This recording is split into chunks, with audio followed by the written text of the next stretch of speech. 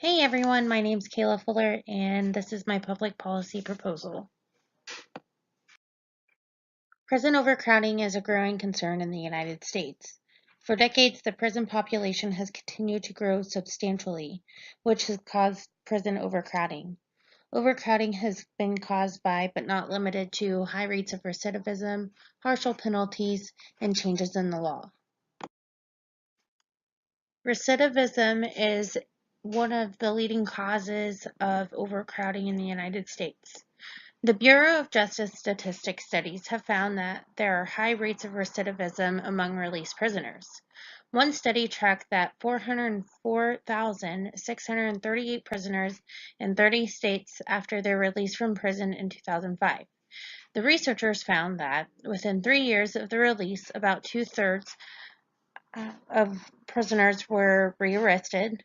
Within 5 years of the release, about three-quarters of prisoners were rearrested, and of those prisoners who were rearrested, more than half were arrested by the end of the first year. Another leading cause of prison overcrowding is the 40-year war on drugs. It played a major role in prison overcrowding.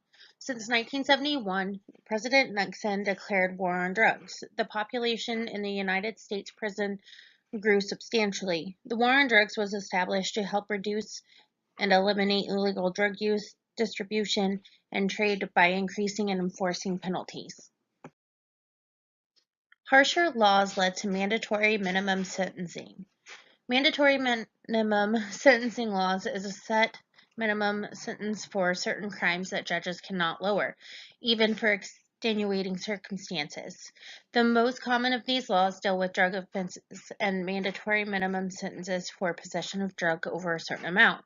Mandatory minimum penalties continue to have a significant impact on sentencing of drug offenders and on the federal prison population. The data demonstrates that the offenders convicted of offenses carrying a drug mandatory minimum penalty continue to receive longer sentences than offenders not convicted of an offense carrying a drug mandatory minimum. The longer sentences, coupled with the fact that drug offenses are the most common offenses carrying mandatory minimum penalties, considerably affect the prison population. The three-strike law is another law that has substantially caused overcrowding in the United States prisons.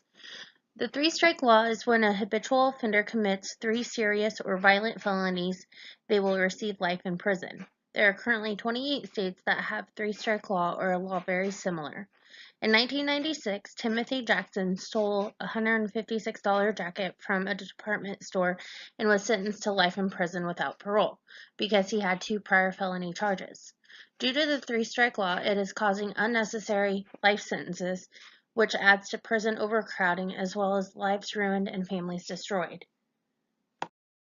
Psychologist Craig Haney explains prison overcrowding increases negative effects among prisoners, such as illnesses, high levels of stress, which can lead to physical and psychological impairment, high rates of disciplinary infractions, no privacy or respite, basic needs are less likely to be addressed. Crowded conditions heighten the level of cognitive strain that prisoners experience by introducing social complexity, turnover, and interpersonal instability into an already dangerous prison world in which interpersonal mistakes or errors in social judgments can be fatal. Of course, overcrowding also raises collective frustration levels inside prisons by generally decreasing the resources available to the prisoners confined in them. The amount of things prisoners can accomplish on a day-to-day basis is compromised by the sheer number of people in between them and their goals and destinations. A public opinion poll shows that most people support reforms to both the front and back ends of the system to reduce repeat offending and refocus on the system on preventing and rehabilitation. 3 interest groups that help fight against mass incarceration is the ACLU, the Center for Prison Reform, and Prison Fellowship. The American Civil Liberties Union is a nonprofit organization that fights to defend and preserve individual rights and liberties guaranteed to every person in the United States. The human and financial cost of mass incarcerations are staggering, and the burden falls disproportionately on the poor and people of color. Far too many prisoners are held in conditions that threaten their health, safety, and human dignity on a daily basis. Tens of thousands of prisoners are held in long-term isolated confinement in supermax prisons and similar facilities. Prisoners are a population with significant medical and mental health needs, but prisoner health care services are abysmal in many cases, leading to the needless suffering, disability, and death, as well as serious threat to public health when contagious disease goes undiagnosed or untreated.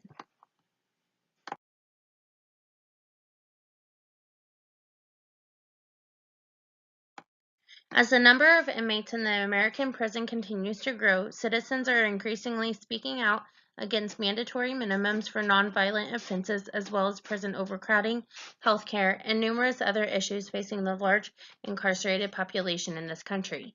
The Center for Prison Reform's mission involves improving opportunities for inmates while incarcerated, allowing them for an easier transition into society once released, with the ultimate goal of reducing recidivism throughout the current United States prison population.